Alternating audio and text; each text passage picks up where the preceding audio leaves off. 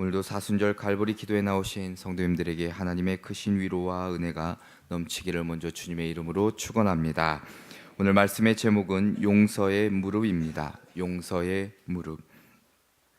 오늘 본문 말씀은 예루살렘 성전 앞에 한 무리의 사람들이 웅성이고 있었습니다. 무리 가운데는 옷이 찢기고 머리는 헝클어진 채 엎드린 한 여인이 있었습니다. 그리고 사람들은 제각기 돌을 들고 서 있습니다. 그 여인을 향하여 던지려고 돌을 들고 있었던 것입니다. 그 자리에는 예수님도 계셨습니다. 이때 바리새인 중에 한 사람이 예수님을 향하여 이렇게 묻습니다. 선생이여, 이 여자가 간음하다가 현장에서 잡혔나이다. 모세는 율법에 이러한 여자를 돌로 치라 명하였거니와 선생은 어떻게 말하겠나이까? 우리는 여기서 바리새인들의 음모를 엿볼 수 있습니다. 간음의 현장에서 붙잡혔다면 율법대로 돌로 치면 될 것인데 왜 간음한 여인을 예수께로 데려왔는가? 그 이유에 대해서 6절에 이렇게 설명하고 있습니다. 저희가 이렇게 말하면 고발할 조건을 얻고자 하여 예수를 시험한 미러라. 바리새인들의 표적은 간음한 여인이 아니었다는 것입니다. 그 여인을 빌미로 예수님을 시험하기 위함이었습니다. 이미 갈릴리뿐만 아니라 유대 지역에 예수님에 대한 소문은 너무나도 퍼져 있었습니다. 예수님이 가는 곳마다 많은 무리들이 말씀을 듣기 위해 따라다녔습니다. 이날도 예수님은 그 성전뜰에서 백성들을 가르치고 계셨습니다. 백성들 사이에 예수님에 대한 관심이 높아졌고 사람들이 예수님께로 몰려갈 때 유대교의 지도자들의 마음속에는 시기심과 그리고 질투가 끌어올랐습니다. 어떻게 해서든지 제거버리려고 골몰하고 있었던 때였습니다. 그런 상황에서 아주 좋은 시비거리가 발생한 것입니다. 바리새인들은 이 기회를 절대 놓치지 않았습니다. 만약 예수님께서 간음한 여인에 대하여 율법대로 돌로 치라라고 명한다면 예수님을 따르던 백성들은 실망했을 것입니다. 그리고 예수님을 떠났을 것입니다. 왜냐하면 예수님께서는 죄인들과 세리들의 친구였고 그들의 아픔과 그 고통에 함께 하셨고 그들을 옹호하셨기 때문입니다. 유대교의 지도자들은 예수님이 간음한 여인을 향하여 돌로 치라라고 말할 수 없다는 사실을 이미 알고 있었습니다. 또 다른 한편으로는 치지 말라라고 말한다면 그것은 율법을 범하는 것이었습니다. 바리새인들은 당장 예수님을 붙잡고 고소할 수 있었습니다. 그렇기에 그곳에 모여든 많은 군중들이 그 호기심을 가지고 예수님의 대답을 기다리고 있었습니다. 과연 예수님께서 무엇이라 말씀하실 것인가? 이때 예수님께서 몸을 굽혀 땅에다 무엇이라고 쓰시기 시작하십니다.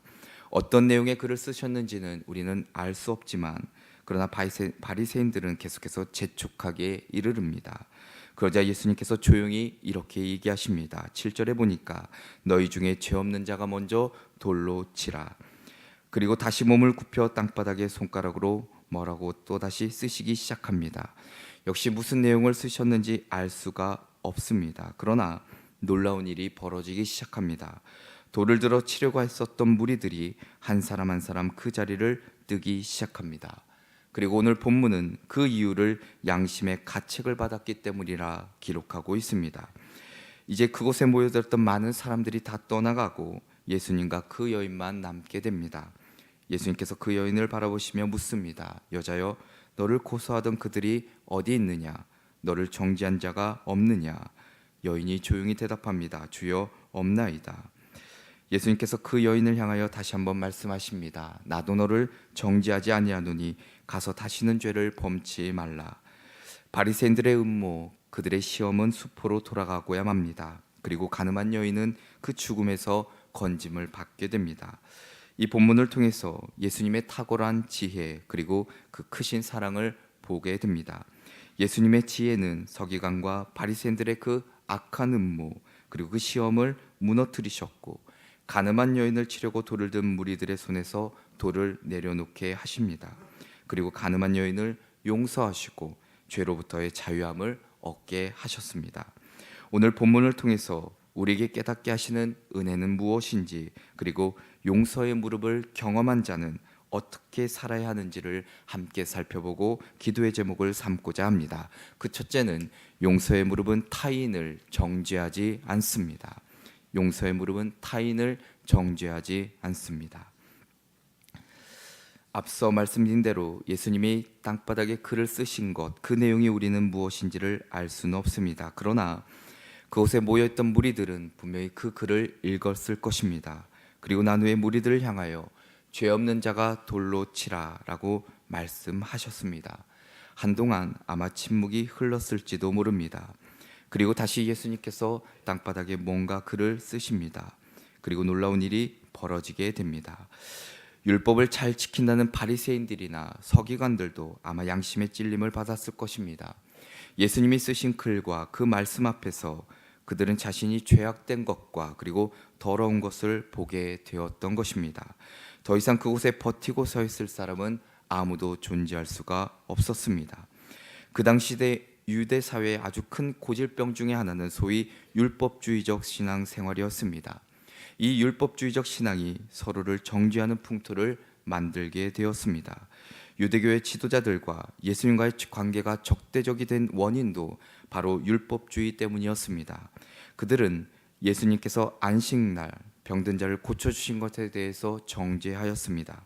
안식일을 범했다고 비난했습니다. 이렇게 비판하고 정죄하는 것이 당시의 사회적인 분위기였습니다. 그래서 예수님께서도 누가복음 6장 37절에 보면 비판치 말라 그리하면 너희가 비판을 받지 않을 것이고 정죄하지 말라 그리하면 너희가 정죄를 받지 않을 것이라 라고 말씀하십니다. 성경은 우리에게 비판과 정죄를 금하고 있습니다. 그 이유가 무엇일까?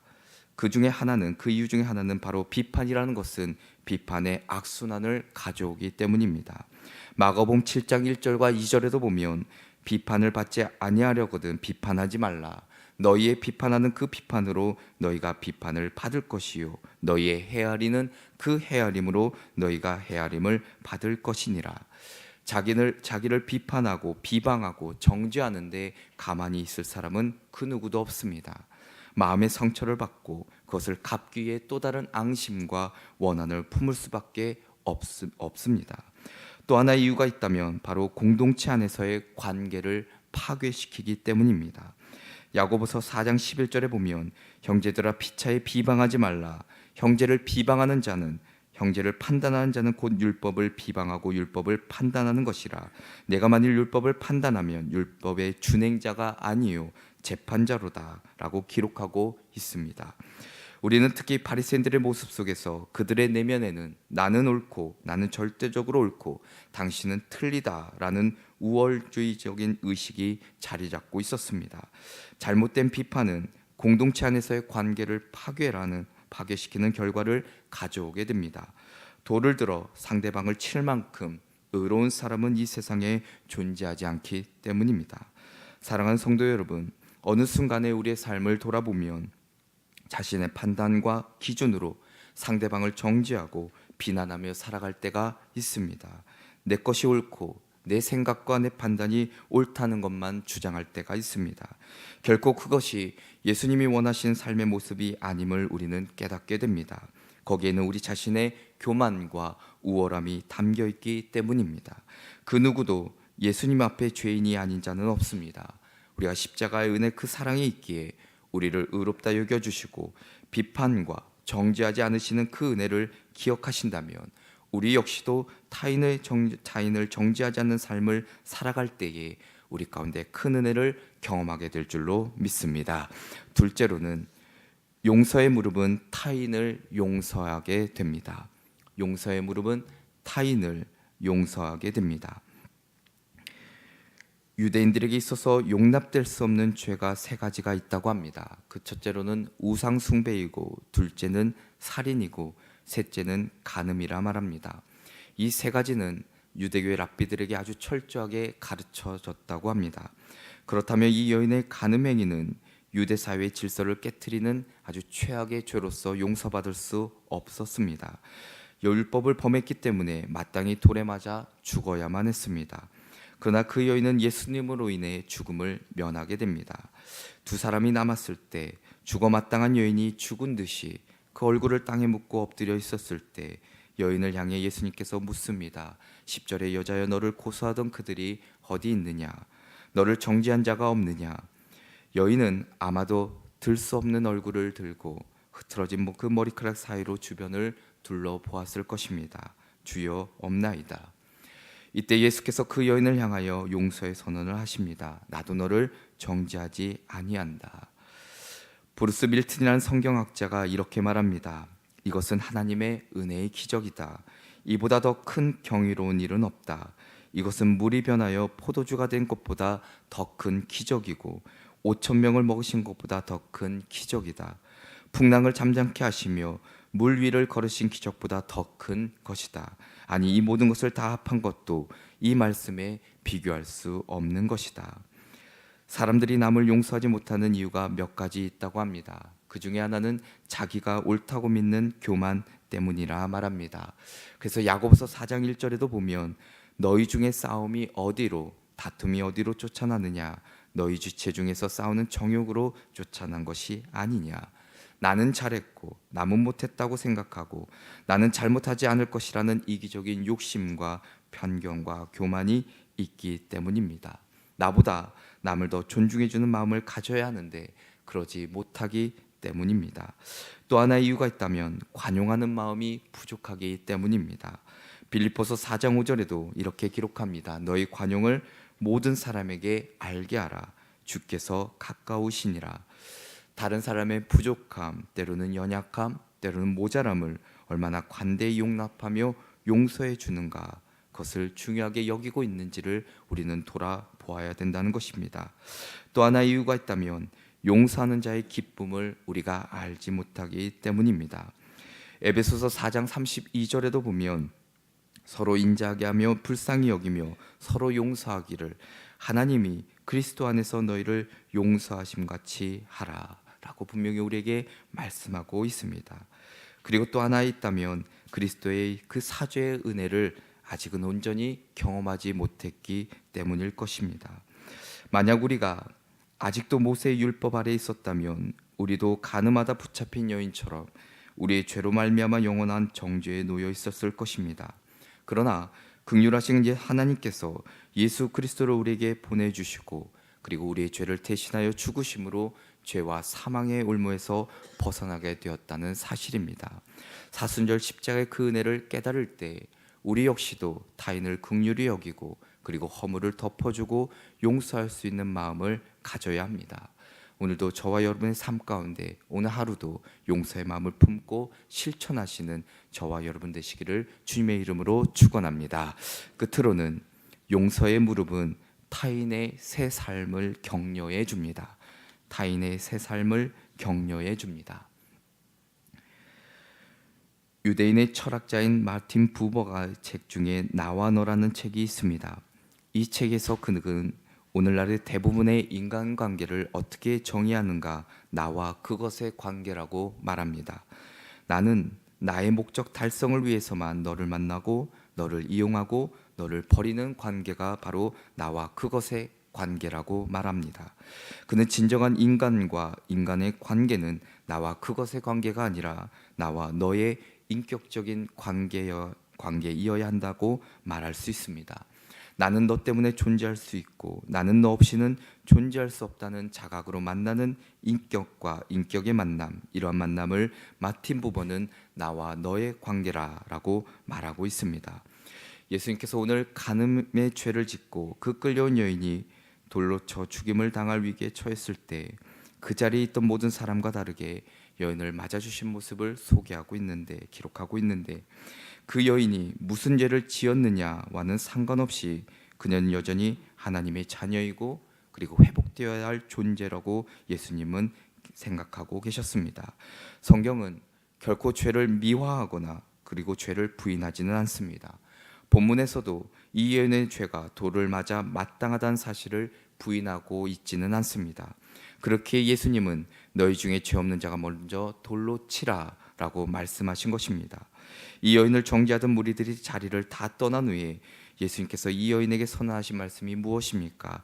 나도 너를 정죄하지 않으노니 가서 다시는 죄를 범하지 말라. 가서 다시는 죄를 범하지 말라. 그러나 예수님은 이 여인에게 용서를 선언하신 것만으로 돌려보내지 않으시고 그녀의 용서받음의 증거로 새로운 삶을 격려하고 계십니다. 복음이 그렇습니다. 그리스도의 십자가의 죽으심과 부활이 있습니다. 우리가 용서받을 수 있었던 것은 예수님께서 우리 대신에 십자가의 죽으심 때문입니다. 그리고 이제 우리가 새로운 인생의 걸음을 시작할 수 있음은 예수님께서 십자가에서 부활하시고 또한 우리를 새로운 길로, 빛된 길로 인도해 주시기 때문입니다. 그래서 본문에 이어지는 요한복음 8장 12절에 보면 이렇게 기록하고 있습니다. 예수께서 또 말씀하여 이르시되 나는 세상의 빛이니 나를 따르는 자는 어둠에 다니지 아니하고 생명의 빛을 얻으리라 라고 기록하고 있습니다. 유명한 화가 렘브란트가 가늠하다 잡혀온 이 여인의 성화를 그렸는데 그 성화를 보면 따뜻한 빛이 한가운데 엎드린 여인을 둘러 비추고 있습니다. 아주 환하고 밝고 따뜻한 그림입니다. 바로 이 빛 안에서 그녀는 용서를 경험하고 새 인생의 출발을 경험하게 됩니다. 그리고 이 여인의 삶을 지켜보는 또 다른 용서받은 사람들의 따뜻한 시선과 그리고 함께 그 여인은 일어서서 새 인생의 길을 걸어가는 것을 렘브란트는 그리게 됩니다. 뉴욕에 라가디아 공항이 하나 있습니다. 그 본래 라가디아 공항이라 이름 붙였던 이유 중에 하나는 오래전에 뉴욕 시장이었던 피오레로 라과디아라는 씨의 이름에서 딴 것입니다. 그런데 그가 시장을 하기 전에 즉결 사건을 담당하던 판사였습니다.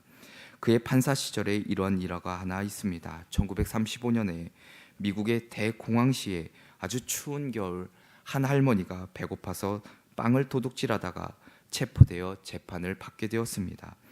할머니의 딸은 아파 누웠고 사위는 도망갔고 너무 배고파하는 두 손자를 보고 할 수 없이 빵을 훔쳤다는 죄목이었습니다.